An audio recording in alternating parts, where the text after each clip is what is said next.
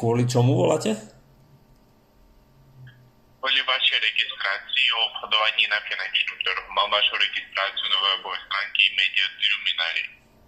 Na akej stránke? Lebo mám nejaké účty registrované, ale toto mi nič nehovorí. Media Luminary. Možno už ste zabudli tú registráciu. Možno máte aspoň pár minút, aby vám vysvetlil, čo to je, že by ste mali dostatok informácií o tom. No, môžete mi povedať. Možno som zabudol, no nemyslím si, ale tak...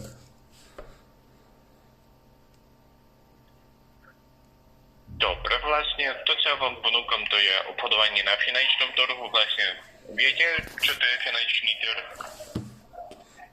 No, to je ropa, zlato, Áno. bitcoin. Áno, akcie, zlato, komodity a tak ďalej. Vlastne my tom obchodujeme s všetkým, na čom sa dáva zarábať. Vlastne my obchodujeme s kryptomenami, pretože to je veľký rizik a v našej spoločnosti je hlavná vec, to je stabilita. Vlastne, že by na tom obchodovať, určite potrebujete viac skúseností, viac času, že by analyzovať ten trh, ako on sa bude pohybovať, že by na tom zarábať. A naša spoločnosť poskytuje vám osobného maklera, ktorý bude obchodovať za vás na vašom účte. Vlastne od vás nepožiadame viac času na to, viac skúseností s tým a tak ďalej. To taký dodatočný príjem, bohužiaľ z toho nemôžem vám sľubovať milióny nebo niečo podobného.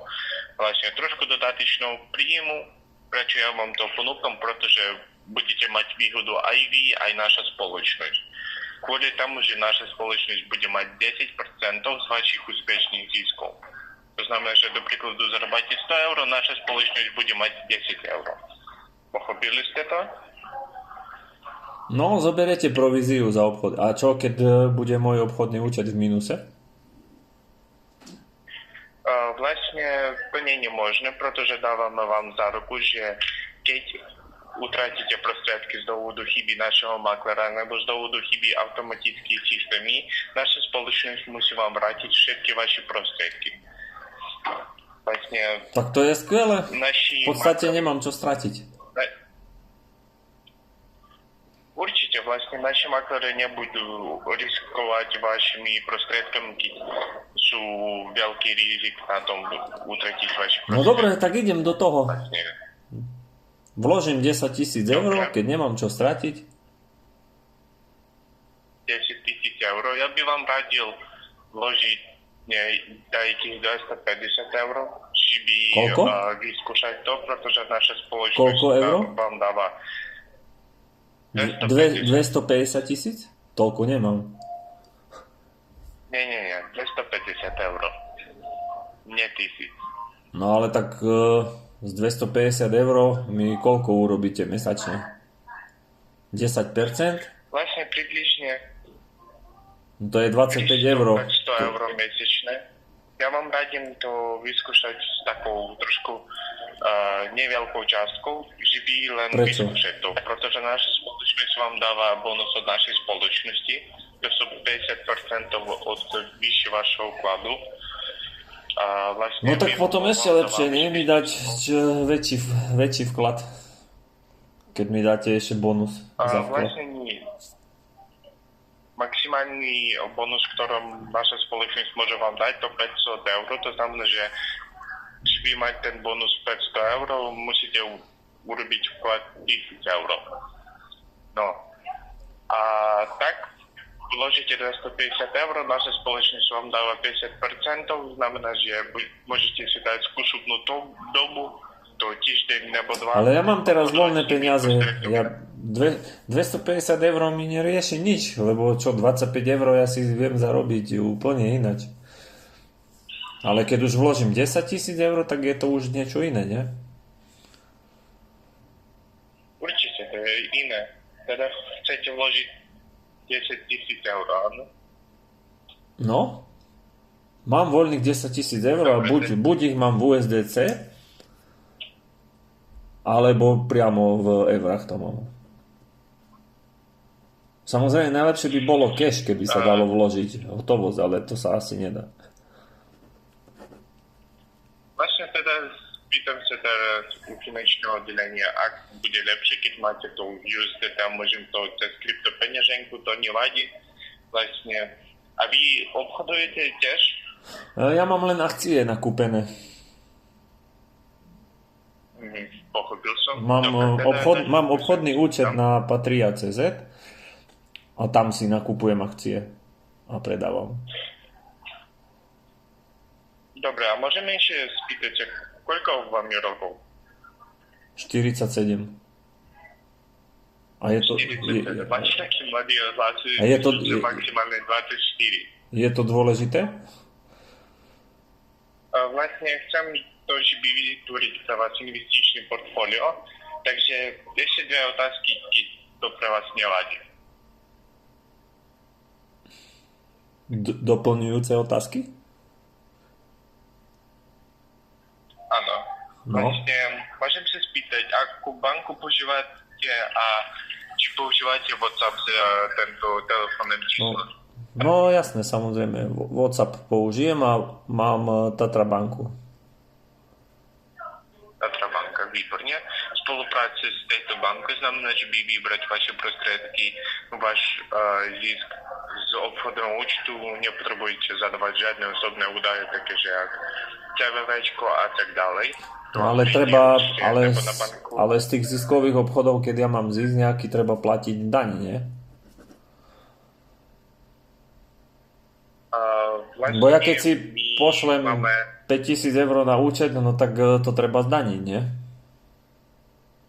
Napríklad, hej? Myslím, že nie. Vlastne neviem, bohužiaľ. Teda idem sa spýtať od finančného oddelenia, ak lepšie mi by to urobili. Dobre? No dobre, ja si zatiaľ, pošlite mi na e-mail informácie, ja si zatiaľ pripravím s právnikom zmluvu, či to môžem spraviť. On mi na to pozrie a keď tak sa mi ozvite potom. Vlastne zmluvu môžete podpísať s vašim osobným maklérom, ako urobíte ten prvý vklad. Za to ja vám ponúkam, že by ste... No ale dobre, tak tú zmluvu mi pošlite, že sa na to pozrie môj finančný právnik, alebo ja mám človeka na to, ktorý mi spravuje tieto oficiálne financie. Lebo neoficiálne veci to nemôžem ja tak robiť, lebo potom z účtu, keď mám veľké pohyby, tak sa daňový úrad pýta, že čo sú to za pohyby. Pochopil som, teda ja vám odošlem naše IČO a takže vy by Slovenskej národnej banky, že by váš právnik mohol overiť, že sme oficiálna spoločnosť. Dobre, teda pripravujem tú informáciu a ešte sa spýtam finančného oddelenia, ak lepšie nám by to urobiť, že by od vás nestiahlo žiadnych poplatek a tak ďalej. Teda myslím, že za chvíľik 20 môžem vám prevolať. OK. Dobre. Teda my sme sa dohodli. Ešte poprosím vás vytvoriť bezpečné slovečko na komunikáciu, že by ste mohli však overiť, že komunikujete s oficiálnym pracovníkom, že to sú legálne spoločnosti a tak ďalej. Aké chcete slovečko? Čo mám urobiť? Nerozumiem teraz. Vytvoriť bezpečné slovo pre komunikáciu. A bezpečné slovo? Áno. Ako, že hociaké slovo si mám vymyslieť? Tak, tak dajme slovo podvodníci. Podvodníci? No. S mäkkým i. Podvodníci. Dobre. Mäkké i obidva. Alebo nie, dajme tvrdé i podvodníci s tvrdým y aj po n, aj po c. Že by to bolo také také záhadné troška. Podvodníci. Pochopil som. S tvrdým i. Dobre, S tvrdým i, hej? Aj jedno, aj druhé. Dobre, teda pripravujem informáciu pre vás na vašu mailovú adresu. A teda ešte skontrolujem vašu mailovú adresu, to je martin.mariehladko@gmail.com. Áno. Áno? Áno. Dobre. A tam môžete napísať to slovo podvodníci do predmetu, ale s tvrdým i. Aj tak, jak sme sa dohodli. To bude mať istotu, že to ste vy. Alebo niekto od vás. Dobre. Pochopili? Teda budete Pochopili mať ste? správu do mňa od Edward Bale. Dobre. Pochopili sme sa, hej? Jo. Ja myslím, že ste ma nepochopili vôbec. Pochopil som. No dobre, keď ste ma pochopili, to dobre. Tak ja si prečítam. Dobre, teda do